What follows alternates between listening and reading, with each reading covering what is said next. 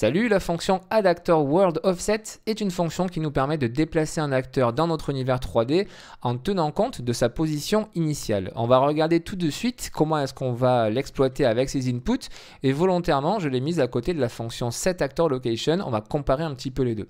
Mais on se concentre tout d'abord sur celle-ci. Premier paramètre, le target, c'est donc la référence ici à l'instance de l'acteur qu'on veut déplacer. C'est-à-dire dire c'est ce cube vert que je veux, il faudra renseigner ici la référence donc à notre cube vert. Ensuite, on a le delta location et c'est ce paramètre qui est super intéressant avec cette fonction. Elle va nous permettre de déplacer un objet en tenant compte de la location initiale de notre acteur. C'est-à-dire que si je laisse par exemple les valeurs comme je les ai mises ici, on a 0 en x, 0 en y et 200 en z. Quand cette fonction va être exécutée par exemple sur le cube, qu'est-ce que ça va faire? Bien, ça va prendre sa position initiale en x, que je réinitialise à 150. Donc ça va prendre sa position à 150. Et ça va additionner la valeur qu'on a mis ici en x, donc 0. Autrement dit, ça ne bougera pas notre objet sur les x.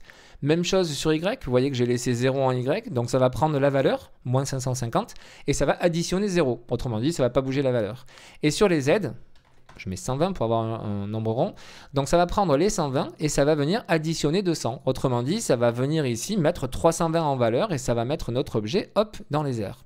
Donc voici ce que va faire notre fonction addActorWorldOffset. Elle va récupérer la location initiale de notre acteur, on n'a pas besoin de venir la renseigner, ça se fait tout seul, et ça va venir ajouter les valeurs que nous allons venir renseigner ici.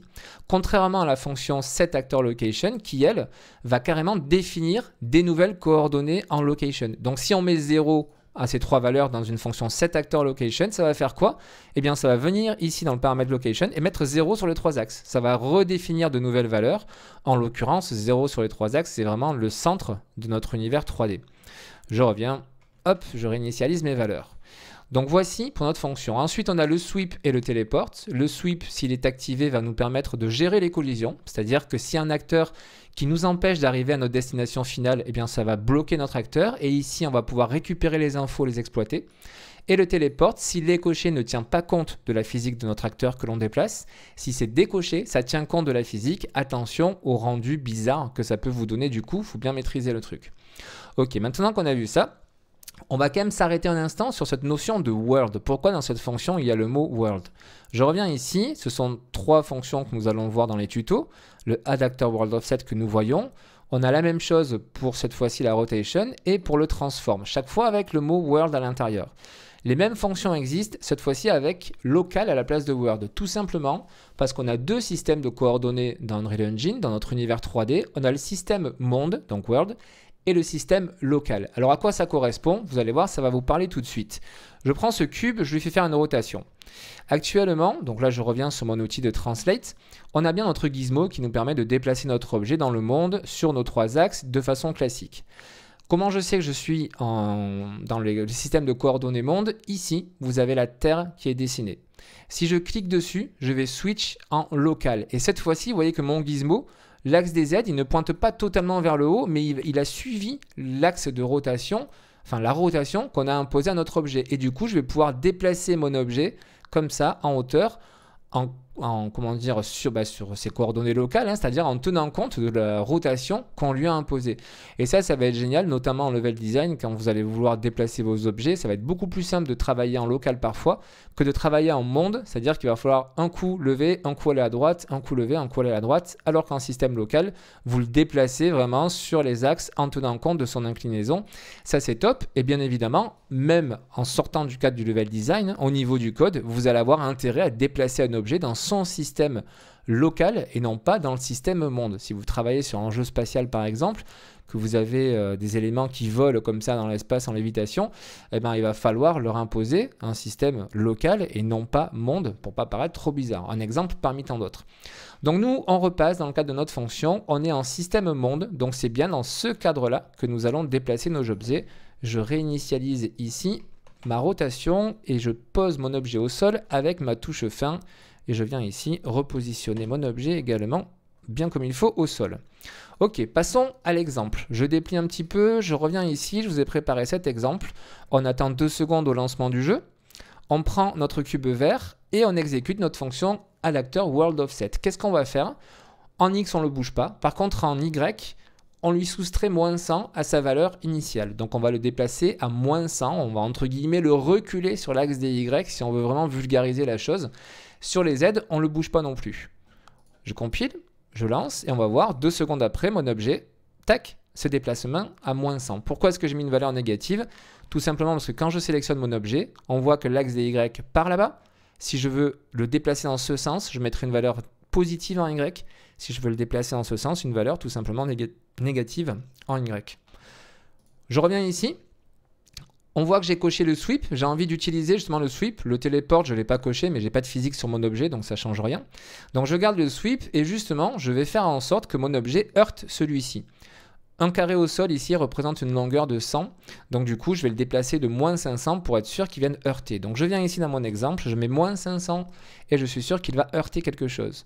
Comment est-ce que je vais faire pour utiliser justement les informations? Eh bien, depuis le sweep ici, savoir s'il a heurté un objet ou pas, on place un node qui est le break it result. On clique dessus, ça nous ouvre ce node qu'on peut déplier. C'est ce que j'ai fait juste en dessous. Donc vous avez ceci à votre écran et ce node il nous retourne donc plein d'informations, notamment est-ce que notre objet a touché quelque chose pendant son déplacement, donc c'est un booléen, vrai ou faux.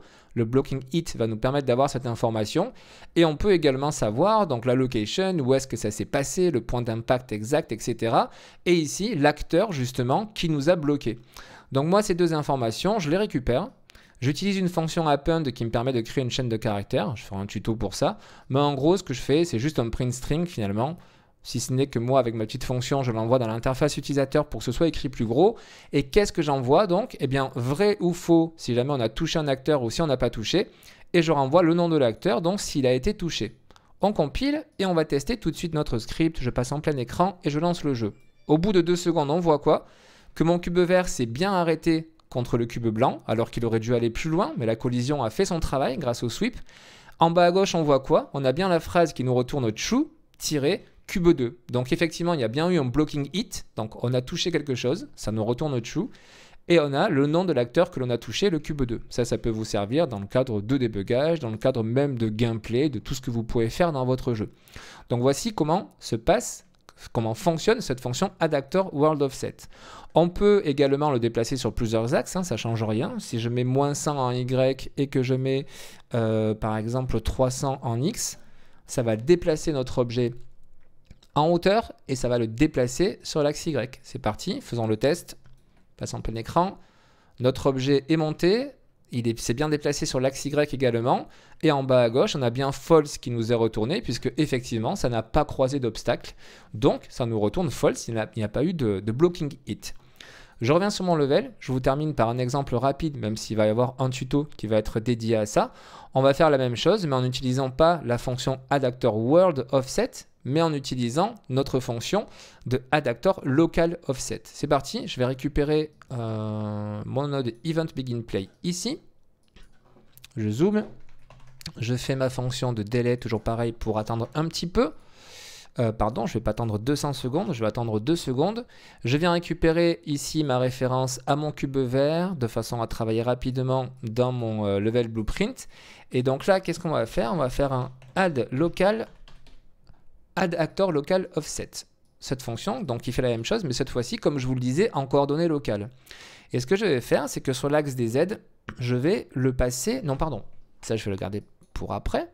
Je vais d'abord faire un addActorWorld, je vais y arriver, addActorWorldOffset, celui-ci.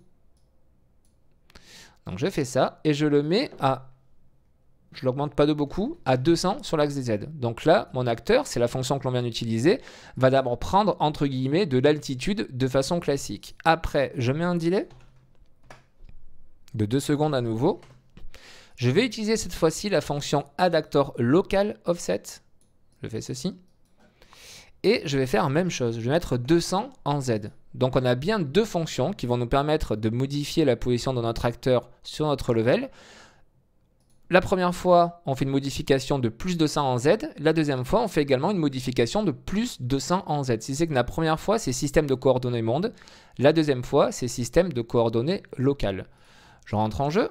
je viens ici, et pour voir notre fonctionnement, je vais prendre mon cube et d'abord je lui fais faire une rotation à 90 degrés comme ceci. Si je repasse en mode donc translate, on voit bien que quand on est un système de coordonnées monde, on a bien l'axe des Z qui va vers le haut. Si je me mets en local, on a l'axe des Z qui part à droite. Autrement dit, on va avoir notre cube qui va dans un premier temps monter en version fonction qui est sur le système de coordonnées monde. Donc on va aller dans ce sens. Et après, on va exécuter notre fonction qui est sur le système de coordonnées local. On va donc partir dans ce sens-là. C'est parti pour l'exemple. On a le cube qui monte dans un sens et qui après va aller dans l'autre sens. Et pourtant, comme on l'a vu dans nos fonctions, c'est bien une modification de la location de notre acteur en modifiant l'axe des Z. Dans un sens, enfin dans la première fonction, c'est au niveau du système de coordonnées monde. Et dans le deuxième, c'est au niveau du système de coordonnées local, mais on voit ça en tuto.